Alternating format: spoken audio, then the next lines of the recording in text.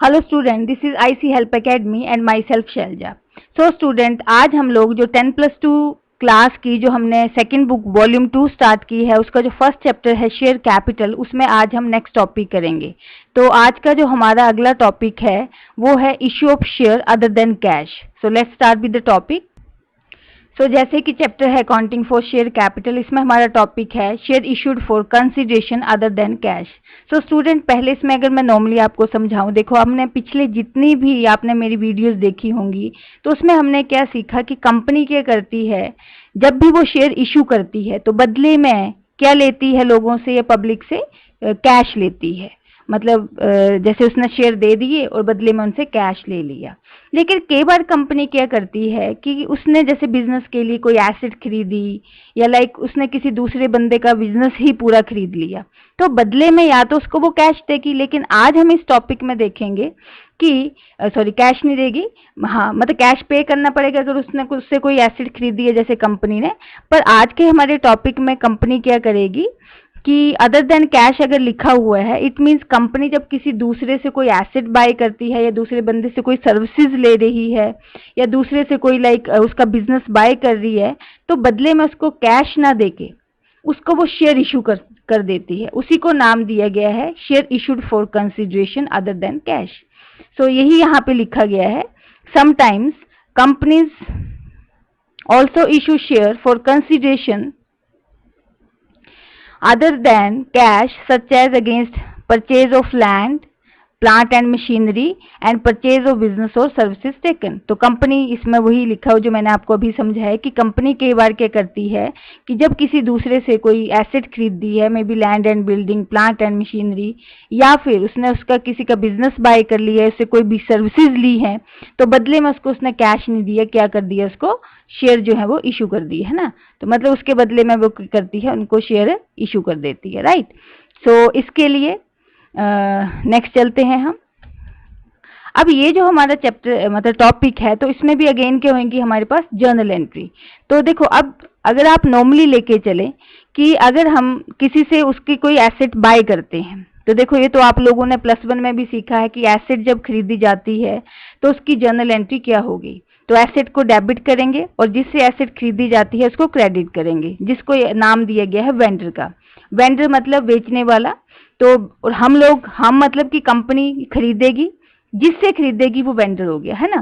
तो हमारी जो पहली एंट्री रहेगी वो है सन्ड्री एसेट्स अकाउंट डेबिटेड।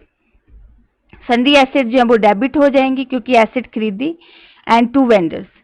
और यहाँ पे क्या आएगा, जिस अमाउंट से आपने वो एसेट खरीदी है उसका परचेज प्राइस आ जाएगा, और जितना आप वेंडर को यहाँ पे पैसा पे कर रहे हो वो परचेज कंसिडरेशन से आप उसको दिखा दोगे, राइट।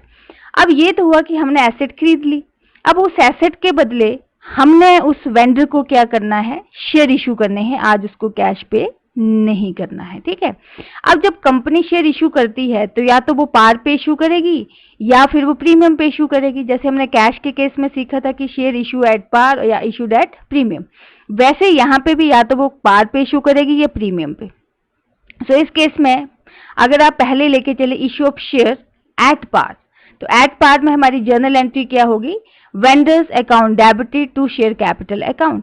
मतलब जो वेंडर है वो डेबिट हो जाएगा और शेयर कैपिटल जो है वो क्रेडिट हो जाएगी। बट कितने से, तो जितनी भी फेस वैल्यू आपकी, मतलब जितने भी आपने उसको शेयर अलॉट किए हैं इनटू जो भी इनटू शेयर का जो भी प्राइस है उसके साथ मल्टीप्लाई करके यहाँ पे हम इसको मतलब वेंडर को डेबिट कर देंगे और शेयर कैपिटल को क्रेडिट कर देंगे। ये तो था इन केस ऑफ पार।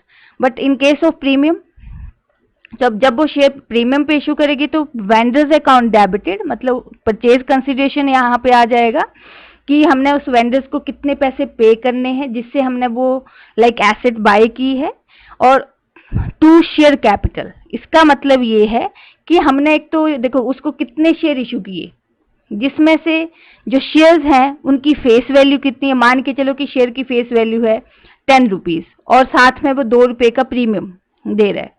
तो यहाँ पे अगर कंपनी शेयर इशू कर रही है, मान के चलो कि अगर कंपनी इशू कर रही है 1000 शेयर्स, राइट। तो अगर 1000 शेयर है एग्जाम्पल के तौर पे और एक शेयर 10 रुपए का है और साथ में 2 रुपए प्रीमियम के हैं, तो यहाँ पे प्रीमियम का अमाउंट है 2 रुपये और ये 10 रुपये उस शेयर की फेस वैल्यू है। तो कंपनी अगर 1000 शेयर इशू कर रही है तो यहाँ पे शेयर कैपिटल के सामने इंटू 10 से मल्टीप्लाई हो जाएगा शेयर की फेस वैल्यू, और प्रीमियम के सामने जो प्रीमियम का अमाउंट होगा। तो क्यों ना हो स्टूडेंट्स, इसको हम एक एग्जाम्पल से समझते हैं। बहुत ईजी टॉपिक है ये हमारा। पर इवन की एग्जाम्पल से भी पहले क्वेश्चन ये आता है कि अगर हमने उस वेंडर से कोई एसेट बाय की है, तो सपोज वो 1 लाख की है या लाइक 1,50,000 की है, 2 लाख की है, तो वो तो एसेट की वैल्यू है। तो हमने उसको उसके बदले क्या दिए? शेयर्स दिए। सो द क्वेश्चन इज कि उस अमाउंट के बदले हम उसको कितने शेयर इशू करें, तो उसको कैलकुलेट कैसे किया जाता है। अगेन यहाँ पे हमारे पास तो कह रहा है calculation of number of share to be issued against the purchase consideration. तो जैसे कि जितना भी हमने वेंडर्स को पैसा देना है उसके बदले हम उसको कितने शेयर्स इशू करेंगे, तो वो हम यहाँ पे सीखेंगे। तो सबसे पहले इसमें आएगा पहला case, number of share issued at par. इसका फॉर्मूला क्या रहेगा? Purchase consideration upon issue price of share, मतलब जो भी उसकी फेस वैल्यू होगी शेयर की, है ना। अगर 100 रुपए का है तो 100 रुपए से, अगर 10 रुपए का है तो 10 रुपए से। तो परचेज कंसिडरेशन का मतलब वेंडर को हमने कितना पैसा पे करना है, मीन टू से कि हमने वो एसेट कितने से खरीदी थी, परचेज की थी, वो वाला अमाउंट और डिवाइड बाय शेयर की फेस वैल्यू यहाँ पे लिख देंगे। तो जो भी आएगा वो नंबर ऑफ शेयर पता चल जाएगा। ये तो था एट द केस ऑफ कि जब हम उनको एट पार पे इशू करते हैं। नेक्स्ट हमारे पास आएगा इशू शेयर एट प्रीमियम। अब एट प्रीमियम पे लेके चलें तो यहाँ पे क्या होगा? Purchase consideration upon face value plus premium. अब देखो वो जो वेंडर है उस वेंडर को हमने कितने पैसे पे करने हैं। सपोज 1 लाख रुपया देना है तो 1 लाख रुपया यहाँ पे लिख दोगे आप, ₹1 लाख अपॉन सपोज शेयर जो है उसकी फेस वैल्यू कितनी है, सपोज 100 रुपीज उसकी फेस वैल्यू है और प्रीमियम जो है वो 20 रुपीज है। तो यहाँ पे कितना आ जाएगा? 120। तो इससे हम कैलकुलेट कर पाएंगे कि हमने उसको टोटल कितने शेयर इशू करने हैं, राइट। अगेन अब इसका एग्जांपल लेते हैं। सो द एग्जांपल इज, क्या है इसमें?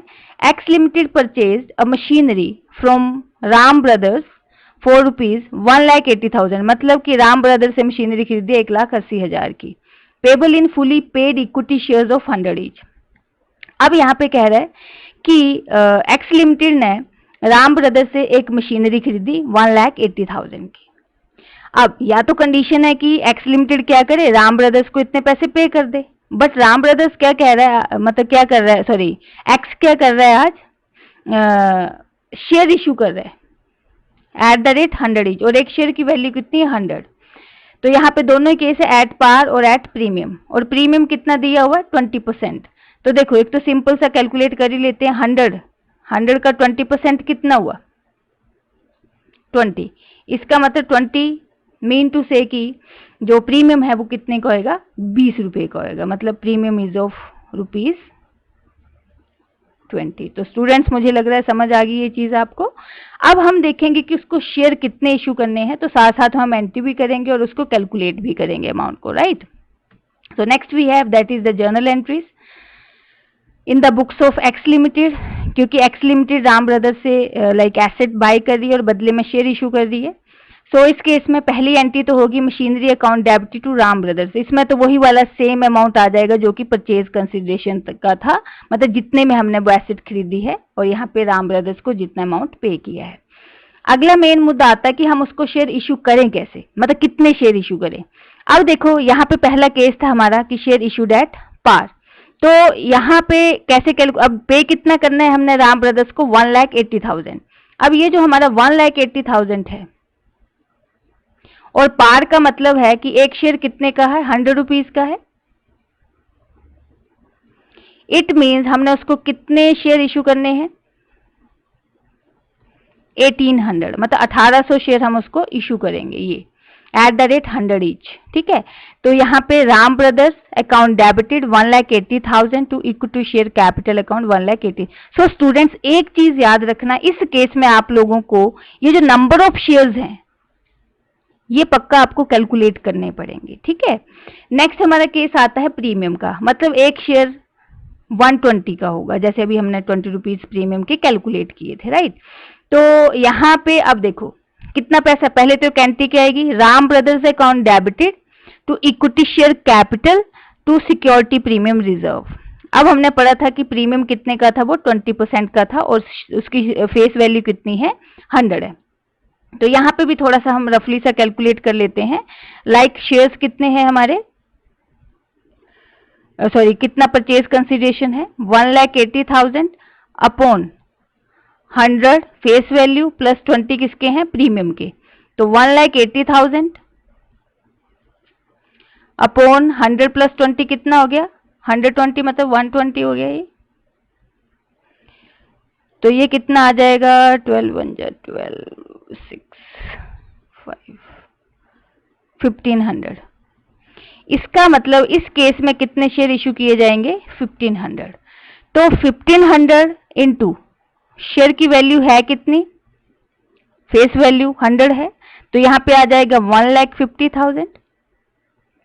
और दूसरा 1500 इंटू प्रीमियम का कितना पैसा है, 20 रुपीज, ठीक है। तो यहां पे कितना आ जाएगा आपका 30,000। तो स्टूडेंट्स मुझे लग रहा है कि आप लोगों को ये वाली चीज क्लियर होगी। ये तो हमने फर्स्ट केस किया कि जिस केस में एसेट्स जो है वो खरीदी जाती है तो बदले में शेयर इशू किए जाते हैं। दूसरा केस है हमारे पास कि जब बिजनेस बाय किया जाता है तो उस केस में क्या क्या जनरल एंट्री रहेंगी। तो पहले अकाउंटिंग एंट्री देखते हैं, ऑन परचेज ऑफ बिजनेस। तो एंट्री क्या होगी बेसिकली, जैसे कि है sundry assets account debited to liability to vendor. देखो कई बार क्या होता है कि हम उससे पूरा बिजनेस खरीद लेते हैं, तो बिजनेस में क्या होगा, एसेट्स भी होंगी और लायबिलिटी भी होंगी। उसने हमें एसेट भी दे दी और अपनी लायबिलिटीज भी दे दी, तो साथ में हमने उसको कितना पैसा पे करना है वो यहाँ पे आ जाएगा, परचेज कंसिडरेशन मतलब वेंडर के सामने। फॉर एग्जाम्पल कि जो बिजनेस है मतलब उसने हमें जो एसेट दी, ध्यान से समझना स्टूडेंट, टोटल एसेट्स थी कितने की, 50,000 की। एग्जाम्पल दे रही हूं, 50,000 की एसेट थी। अब एसेट हमने ले ली, उसमें से उसने बोला कि जिसमें से कि 2,000 तो लायबिलिटी के हैं, तो लायबिलिटी, अब 50,000 में से 2,000 तो लायबिलिटी है, वो मुझे पे करनी है कंपनी को। तो हम फिर उस केस में वेंडर्स को कितना पैसा पे करेंगे, 48,000। सो स्टूडेंट क्या ये आपको चीज क्लियर हुई कि इसमें क्या है कि 50,000 जो वो एसेट्स के हैं। तो अब देखो, या तो मैं उसको पूरा 50,000 पे करती, लेकिन उसमें से उसने बोला कि लायबिलिटी भी 2,000 की मुझे ही चुकानी है, तो फिर मैं उसको क्या दूंगी, 48,000 दूंगी। बट कई बार ऐसी सिचुएशन आती है कि उसने मुझे बोला, वेंडर ने, कि मुझे 48,000 नहीं चाहिए, उसने मुझे बोला कि मुझे 50,000 चाहिए। अब आप लोगों ने हमेशा पढ़ा है कि डेबिट और क्रेडिट दोनों साइडों का टोटल जो इक्वल होना चाहिए, तो यहाँ का टोटल तो है 50,000, लेकिन इसका कितना बन रहा है, 50 प्लस 2,000 52,000। इट मीन्स कि उसको मुझे 2,000 रुपये एक्स्ट्रा पे करना पड़ रहा है।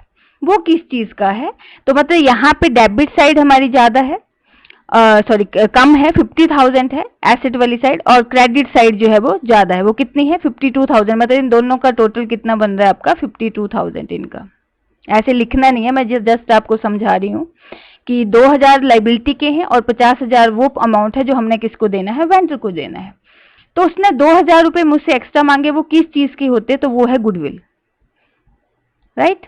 तो यहाँ पे हम क्या लिखेंगे, गुडविल। तो इसके लिए क्या करेंगे, सो गुडविल के लिए क्या करेंगे, उसके लिए हमारे पास यहाँ पे गुडविल हम लिख देंगे। और याद रखना ये हमेशा हमारी क्या रहेगी, बैलेंसिंग फिगर होगी, जो गुडविल वाली होगी, it's a balancing figure, right. ये कब लिखना है, जब हमारी एसेट वाली साइड मतलब ये डेबिट वाली साइड सॉरी कम है और क्रेडिट वाली ज्यादा है, तो इसको डेबिट साइड में किससे रिप्रेजेंट करते हैं, गुडविल से। ये आएगी हमेशा हमारी बैलेंसिंग फिगर, और ये 2,000 रुपीज हम यहाँ पे डाल देंगे। कल को इसके ऑपोजिट भी हो सकता है स्टूडेंट, क्या हो सकता है कि डेबिट साइड मेरी ज्यादा है और क्रेडिट कम है, तो यहाँ पे किस नाम से लिखेंगे, क्रेडिट वाली साइड से। तो इस केस में हम इसको लिखेंगे दैट इज कैपिटल रिजर्व से, राइट। इसका मतलब ये है कि आज मुझे बिजनेस में फायदा हो गया, तो मैंने बाकी का पैसा कहाँ पे ट्रांसफर कर दिया, अपने कैपिटल रिजर्व में ट्रांसफर कर दिया। तो याद रखना हमेशा इन दोनों में से एट ए टाइम एक होगा, या तो गुडविल होगा या फिर कैपिटल रिजर्व होगा। तो गुडविल मैंने कहा कब लिखना है, जब हमारी डेबिट वाली साइड कम है और क्रेडिट वाली साइड का टोटल ज्यादा है, तो हमने उसको गुडविल से रिप्रेजेंट करना है यहाँ पे। और इसके ऑपोजिट, अगर हमारी डेबिट वाली साइड का टोटल ज्यादा है और क्रेडिट वाली साइड का टोटल कम है, तो उस केस में हमने उसको किससे रिप्रेजेंट करना है, कैपिटल रिजर्व से। ओके स्टूडेंट्स, तो क्यों ना हो इसके लिए फिर से हम एक एग्जांपल करें, और यहाँ पे एंट्री सेम ही होगी एट पार और एट प्रीमियम के लिए, जो पिछले केस में हमने सीखी थी वही सेम जर्नल एंट्रीज है कि issue of share at par, तो क्या होगी, vendors account debited to share capital account, और अगर प्रीमियम पे होंगे तो vendors account debited to share capital account और सिक्योरिटी प्रीमियम रिजर्व, जैसे हमने पीछे सीखा था अभी।